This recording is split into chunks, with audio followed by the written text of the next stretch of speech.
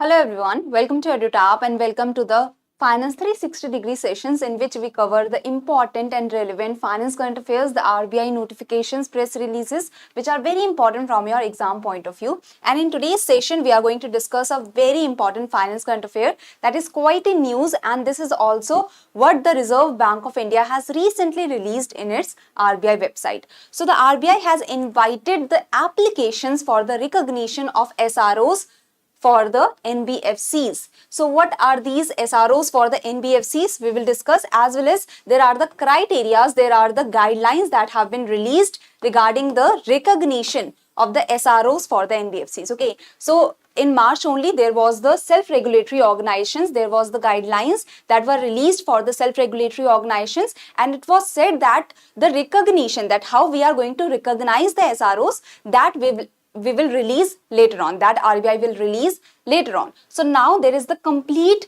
criteria and the guidelines that have been released, that how the RBI will recognize the SROs for NBFCs and how many SROs for the NBFCs will be allowed. So this is going to be very important because direct questions can come from this news article, okay, in the SEBI grade A, in the RBI grade B examination. Okay, so let's start with it. And good morning everyone. Hello everyone, and I hope my voice is clear.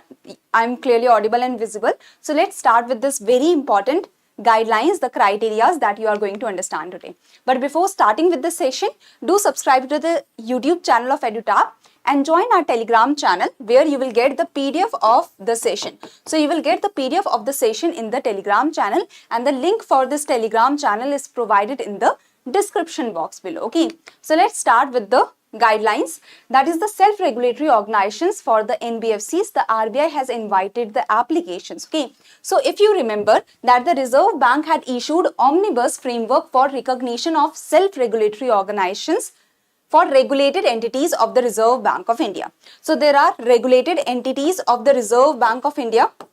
So the NBFCs. Okay, there are various NBFCs that are regulated by the Reserve Bank of India. The banks are regulated by the Reserve Bank of India. So there was omnibus, that one framework that was released for all the regulated entities, for the regulated entities of the Reserve Bank of India, that these regulated entities, in this domain we are going to have the self-regulatory organizations. In these domains, for the regulated entities, we are going to have the self-regulatory organizations. The responsibilities of the self-regulatory organizations, the functions of the self-regulatory organizations, the eligibility criteria, governance standards, application process, responsibilities, objectives, all of this was released regarding the SROs, and that we have discussed in the session that I took in the March. Okay, so this is the session that I took regarding the SROs, and this was the complete session regarding the responsibilities, objectives, eligibility criteria regarding the SROs. Now, why the RBI has again released a press release in June 2024? That is, the RBI is saying that we are inviting the applications for recognition of the SROs for the NBFCs, and there are some criterias and the guidelines. There are the criterias and guidelines that have been mentioned by the Reserve Bank of India for the recognition of the SROs for the NBFCs. So how many SROs will be there for the NBFCs maximum, as well as what are the criteria that the SROs will have to follow for the NBFC domain. So this is the idea that we need to get. Okay, so what are the SROs? So in this session we have discussed about the SRO, but I am going to give you a brief overview so that you are able to connect the dots in the coming slides. Okay, so SROs, simply see, there are many regulated entities under the Reserve Bank of India. The NBFCs are in different categories. There is NBFCs, housing finance companies, there is NBFCs, ICC, NBFCs factors, multiple NBFCs are there, as well as multiple kind of banks, small finance banks, local area banks, urban cooperative banks, scheduled commercial banks that have the private sector banks, public sector banks. So with the growth of the regulated entities in terms of number, as well as scale of operations, the increase in adoption of the innovative technologies and enhanced customer outreach, a need is felt to develop better industry standards for self-regulation. Okay, so there is the need of the self-regulatory organizations that will work as an intermediary between the Reserve Bank of India and the regulated entities. So let's say there are the NBFCs. So NBFC's domain, there are different NBFCs in the NBFC domain that will become the member of the SROs, and SRO can take their troubles, can take their problems to the Reserve Bank of India. So rather than each and every, so you have a class of 50 students. So rather than each and every student going to the teacher that I have this problem, I have this problem, I have this problem, rather than that, you can appoint a monitor, class monitor, and class, you can tell your problems to the class monitor. Class monitor will collect the problems and will go to the teacher that, okay, this student and this domain or this class is having this problem. So similar is the work of the SROs. They are working as a link between the regulator and the regulated entities. I hope this is clear. So SROs can be very instrumental in adapting to the changing regulatory landscape. So the SROs can inform the regulated entities regarding the requirement of the Reserve Bank of India, that what Reserve Bank of India wants from the NBFCs or the banks, what guidelines you have to follow, what regulations you have to follow, what is the important regulations that you have to follow.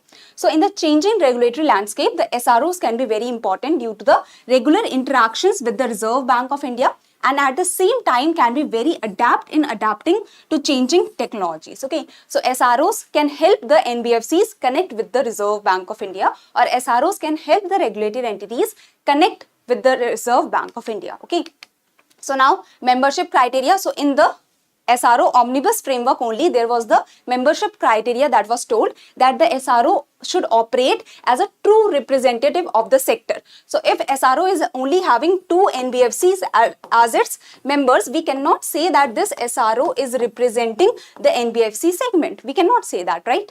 Therefore, the SRO should have a good mix of the members of, so big members, small members should be the members of the SRO. So the SRO represent the total idea and the total problems of the segment. Okay. Accordingly, membership criteria of the SRO shall be as prescribed by the Reserve Bank of India, which was set in the omnibus framework that was released in March 2024. It was said that the membership criteria for the different SROs for the different segment will be told separately when the RBI will invite the application for each category or class of the regulated entities. So now the RBI is inviting the applications for the SRO of the NBFCs, and that's why the RBI has released the criteria or the guidelines that the SRO for the NBFCs have to follow. Okay, so that we will understand. And remember that the minimum membership as told by the Reserve Bank of India has to be achieved when you are when you are filing your application or within 2 years of your recognition. So minimum membership that may be prescribed by the RBI shall be attained ideally at the time of making an application. So you should be already present in the domain, in the segment, or within such a timeline as prescribed by the Reserve Bank of India, but not more than 2 years, okay, from the date of the recognition. So this is the idea, and the membership should be on the voluntary basis. You cannot make anyone pressurized to join you. Okay, so this is the idea. Now coming to the new guidelines or coming to the actual guidelines that are released in June 2024.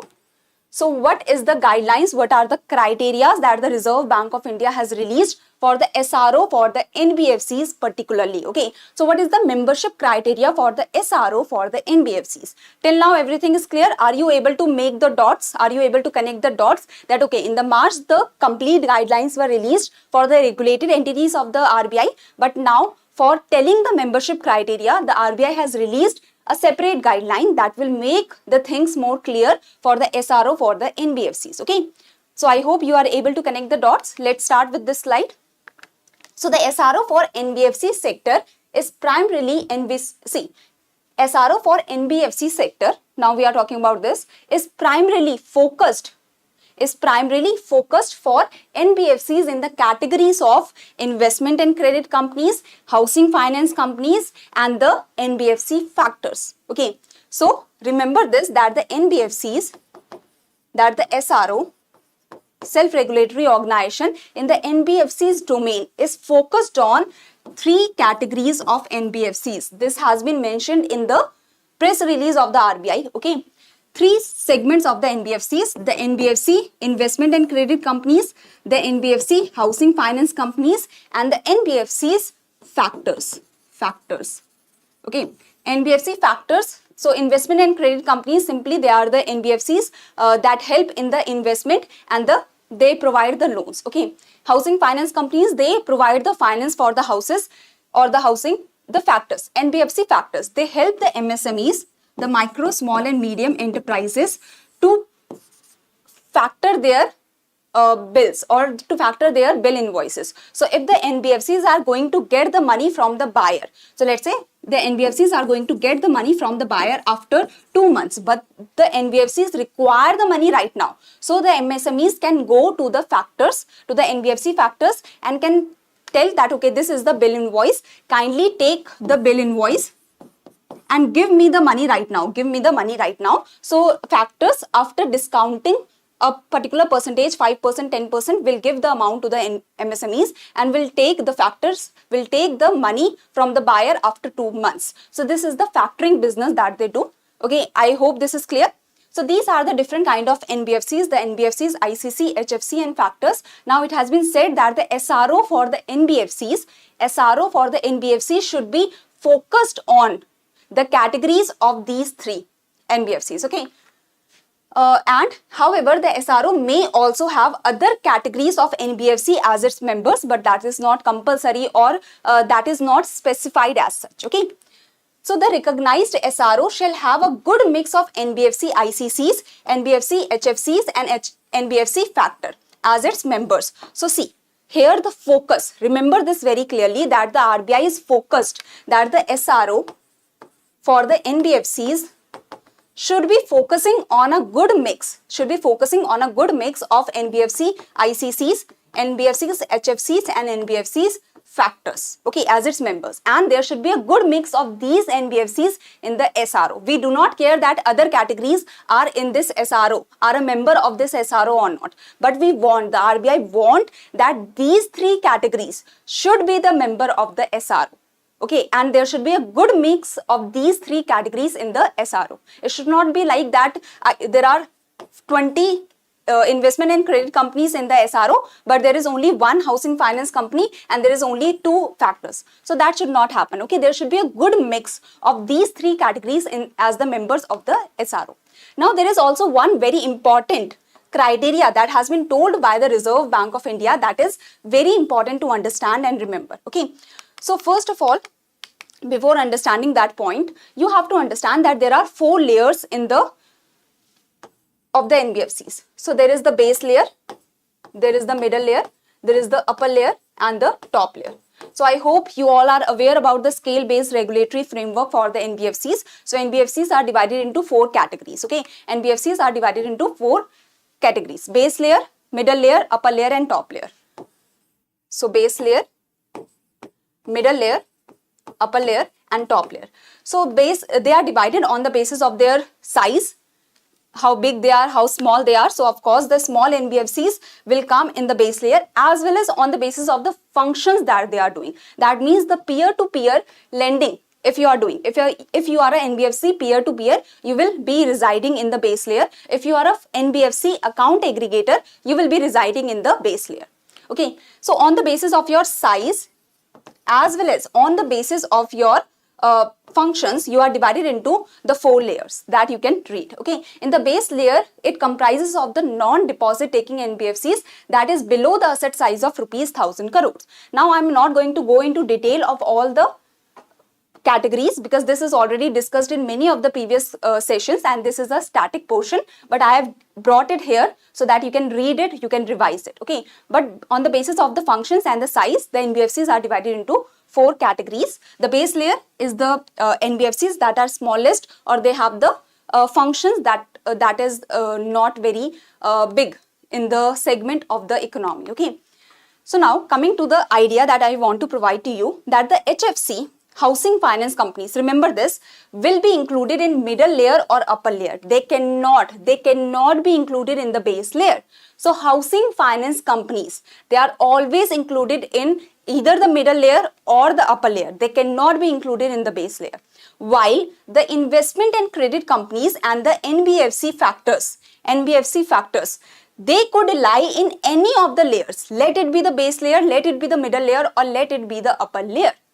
So this is the idea that you need to remember, that the housing finance companies could lie in the middle layer or upper layer. They could not lie in the base layer, while the investment credit companies and the factors, NBFC factors, they can lie in any of the layers, let it be the base layer, middle layer or upper layer.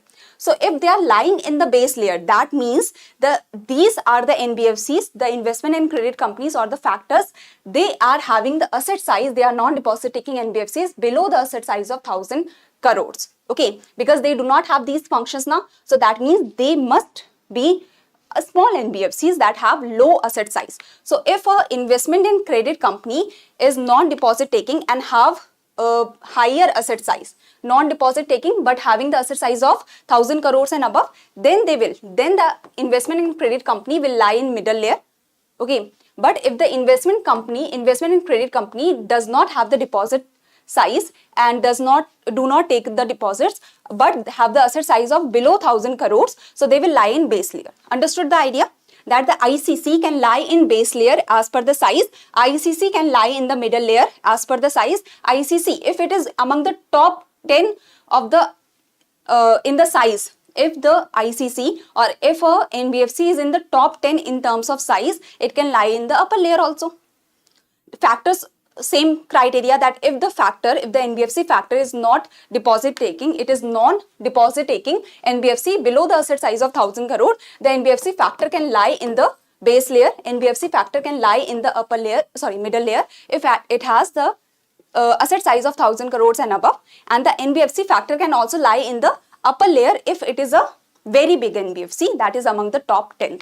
So NBFC, ICC and the NBFC factors, they could lie in any of the layers of the regulatory structure depending on the parameters of the scale-based regulatory framework, that is size we can say, because this function can lie in any of the segments. Housing finance companies can only lie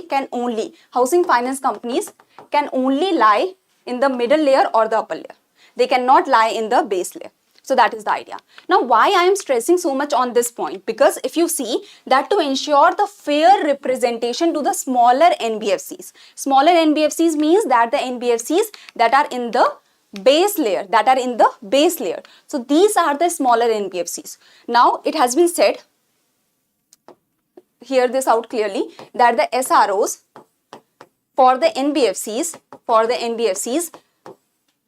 they should have the good mix of the investment and credit companies, housing finance companies and the factors.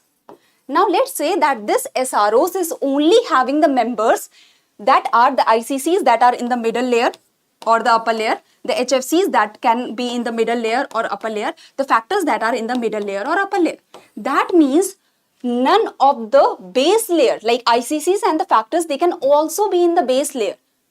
But the SRO is not representing the SROs, they are not representing the ICCs or the factors, the NBFC factors that are in the base layer.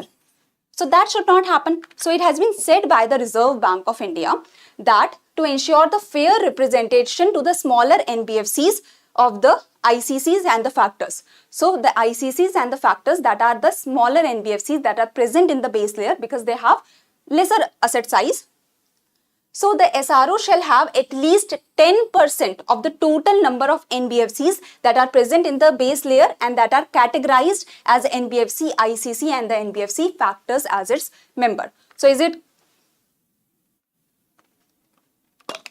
clear?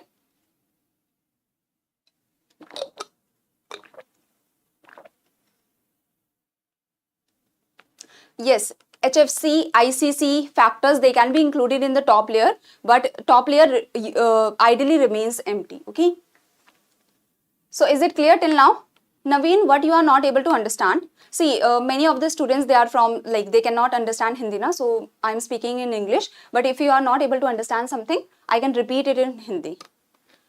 Simply the idea is कि SRO जो NBFC के लिए होंगे, ठीक है, उन SRO के लिए कुछ क्राइटेरिया है कि SRO सिर्फ अगर वो NBFC कैटेगरी के लिए हैं तो investment and credit company, housing finance company और फैक्टर्स ही, मतलब मेन जो ये तीन कैटेगरीज ऑफ NBFC है, ये SRO का पार्ट होना चाहिए और गुड मिक्स में होना चाहिए. अब ICC और जो फैक्टर्स हैं वो बेस लेयर में भी हो सकते हैं, तो उन छोटे NBFCs का भी जो है रिप्रेजेंटेशन हो, तो इस वजह से ये सेपरेट क्राइटेरिया रखा है. Okay, so this is the separate criteria so that the NBFC, ICC and the NBFC factors that are in the base layer, they should also be represented by the SRO. So that's why this is a minimum criteria that at least 10% of the NBFCs that are in the base layer that are categorized as NBFC, ICC and factors should be present in the SRO, should be member of SRO. Okay, so out of, let's say that there are 100 members of SRO, 100 members of SRO,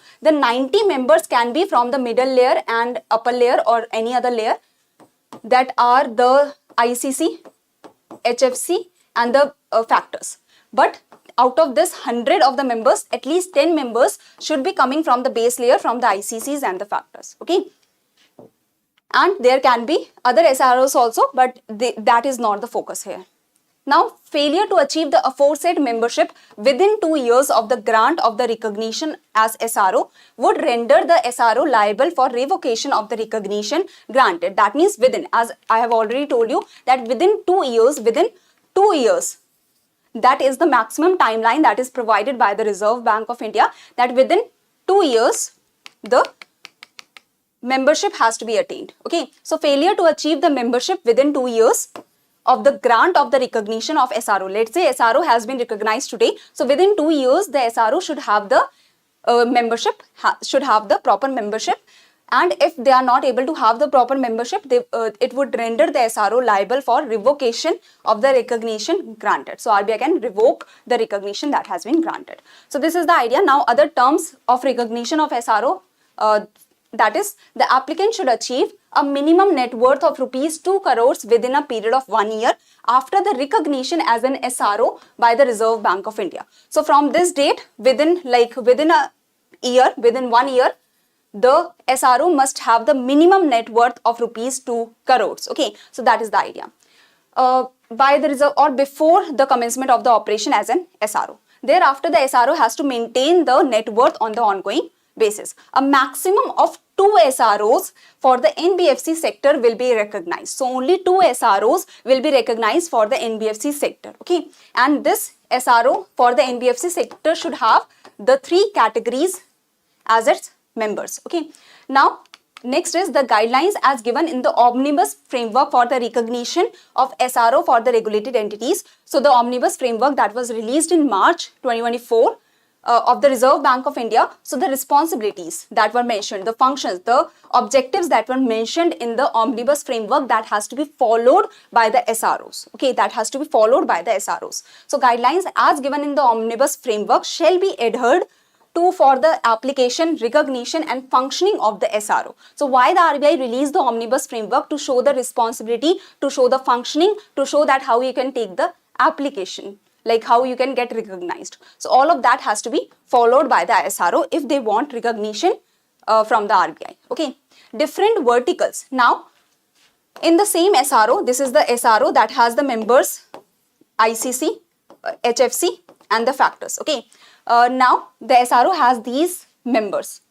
Now the SRO can open different departments or different verticals or different divisions for the representation or for the consideration to the different NBFCs. So different verticals or divisions within the SRO may be set up for catering to the different categories of the NBFCs as considered necessary. So as per the SRO, they can open different divisions. Okay, now this eligibility criteria was given in the omnibus framework that we have discussed in the omnibus framework, that the SRO must be a not-for-profit organization, that is, it should be a Section 8 company as per the Companies Act of 2013.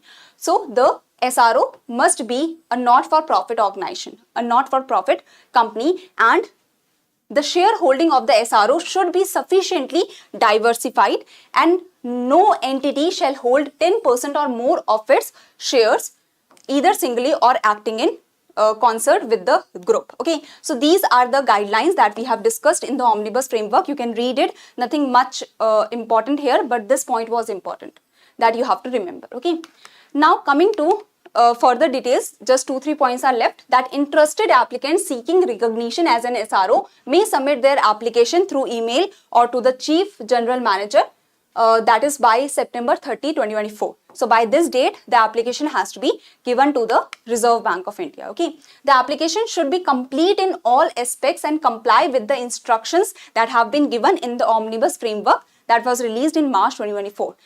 Any decision on the grant of recognition will be taken by the Reserve Bank of India, and no one can question the decision of the Reserve Bank of India. Okay, now there is a, like, I was getting the query, so this is the last slide. I just want to give you a few points that you can remember. So one thing that is there, that the framework for recognizing self-regulatory organization for the fintech sector has been released. Okay, so many of you were asking me to cover this in a separate session. So I want to just tell you a few points. That first of all, the Reserve Bank of India released a framework, Omnibus Framework for the regulated entities, Omnibus Framework for the SROs for the regulated entities. Okay, this was released in March 2024. Now this was the Omnibus Framework, that is one framework for all the SROs of all the regulated entities. But now the Reserve Bank of India has released a separate framework for the fintech sector, because the requirements of the fintech sector, as they are continuously developing, as they are continuously having new technologies. So the framework for the fintech sector, or framework for the SROs for the fintech sector, has been released separately, in which again in this framework the RBI has told that what will be the responsibilities of the SRO, what will be the functions of the SRO, what will be the objectives of the SRO that will be working in a fintech domain. Okay, now what are these fintechs? So actually these fintechs are the NBFC peer-to-peer, the NBFC account aggregator and such. And that's why you can understand that right now the invite of the application that is happening, and it has been said that the SRO for the NBFCs, they should represent the investment and credit companies, the housing finance companies and the factors and the NBFC factors, because there is a separate framework for the SRO for the fintech sector that has been released, and these NBFC peer-to-peer, these NBFC account aggregator that are under the regulation of the Reserve Bank of India, they are considered fintechs. They are considered fintechs. So let me show you. So this is a line from the SRO fintech sector framework. So the SRO fintech should derive its strength from its membership, ensuring that it is truly representative of the fintech sector, including the fintechs that are currently regulated by the RBI. So there are many fintechs that are not regulated by the RBI and that are regulated by the RBI. Okay, so there are two segments: fintechs that are not regulated by RBI, fintechs that are regulated by RBI. So SROs for the fintechs, they should represent the fintechs that are not regulated by the RBI, and it has been mentioned that even if it is a foreign fintech, that can also be represented by the SRO. Okay, as well as the SRO that is represented that is under the Reserve Bank of India. So SRO that is not under the Reserve Bank of India, that is not under the regulation of the Reserve Bank of India, that can also be represented by the SRO fintech, as well as SRO as well as fintech that is represented, fintech that is under the regulation of the Reserve Bank of India, that can also be represented by the SRO fintech. Now the fintech that are under the regulation of the Reserve Bank of India are the NBFC account aggregators, NBFC peer-to-peer lending platforms and such. So I hope this is clear. Now is it clear? Having a little bit of more clarity that the framework, simply the idea is that there was the Omnibus Framework that was released for the SROs for the regulated entities. Now the fintechs, some of the fintechs are regulated by the RBI, are under the regulated entities such as the NBFC peer-to-peer, NBFC account aggregators. They are the fintechs, but they are under the regulation of the RBI. But there are some fintechs that are not under the regulation of RBI. So RBI has released a separate framework for the SROs for the fintech, that these SROs for the fintech should represent all the fintech companies regulated by the RBI, not regulated by the RBI. So all the fintech companies, that are regulated by RBI, not regulated by the RBI, they will be represented by this SRO for the fintech. Okay, and fintech that is regulated by the Reserve Bank of India are the NBFC account aggregators, NBFC account aggregator, the NBFC peer-to-peer. So that's why the SRO for the NBFCs were focusing so much on the investment and credit company, housing finance company and the factors, because the NBFC peer-to-peer lending and the NBFC account aggregator, they will go in the domain of fintech segment. They will go under the SRO of fintech. So peer-to-peer lending as well as account aggregators, they will be going under the SRO for the fintech. That's why RBI has said that the SRO for the NBFC should be focused on a good mix of NBFC investment and credit companies, housing finance companies and the NBFC factors. Because peer-to-peer lending, account aggregators, they will go under the domain of SRO fintech. Understood? Clear? Give me a thumbs up everyone if everything is clear now. And I'm not going to take a separate session for the framework for the SRO for the fintech segment, because in that the theory is given, that the responsibilities, the functions, the operations, the objectives of the SRO for the fintech. And if we have already discussed, I have already taken a nearly 1 hour session on the SRO for the regulated entities, in which we have discussed the responsibilities and everything. So this is going to be easy for you to understand, but if you face any problem, then you can discuss with me. I can take this topic in the revision session for sure. But this framework for recognizing SRO for the fintech sector, I'm not going to take a complete session on this, because the responsibilities and all that, you can read it out. Okay. So this is the idea. So framework for recognizing SROs for the fintech sector has been released. Now here, the focus is for the SRO, recognizing the SRO for the fintech sector. This has been finalized, and here in the enclosed section you can read the complete of the guidelines for the SRO fintech. Okay, so the SRO fintech, they will represent the fintechs that is domiciled in India, that is established in India, that is starting from India, as well as SRO fintech, they will represent the SROs that are domiciled in some other country but they are working in India. So such kind of SROs can also be represented by SRO fintech. Simply any fintech working in the country, regulated by RBI, not regulated by RBI, can be represented by the SRO fintech sector. So this is it. Thank you very much for joining the session. Before seeing this question, I want to show you the blocks that the team has created with very much dedication. So if you go to the edutap.co.in, you will go to this free material. You can go to the blocks, in which you can see that there are the different blocks that have been created in the different categories of exam information, job profile, strategy, courses and success stories. So if you go to the exam information, if you go to the all categories, if you go to any of the category, let's say you are preparing for RBI grade B. So if you go to the RBI grade B category, you will see that you will get the exam information regarding the RBI grade B. If you go to the strategy, you will get the strategy for the RBI grade B.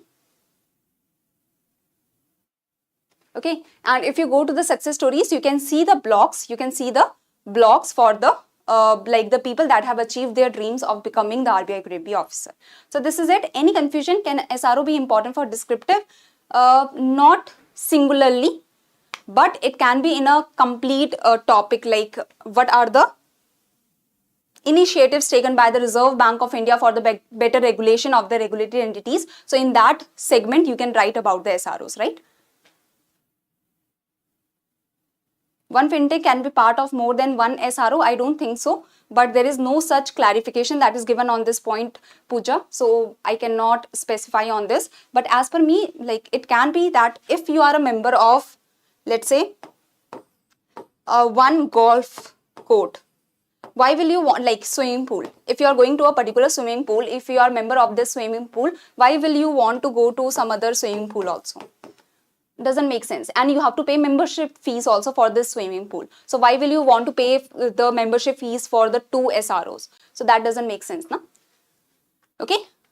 Is it clear? So you are most welcome everyone. Thank you for joining the session. So this is the first question. I hope you will be easily able to answer this question.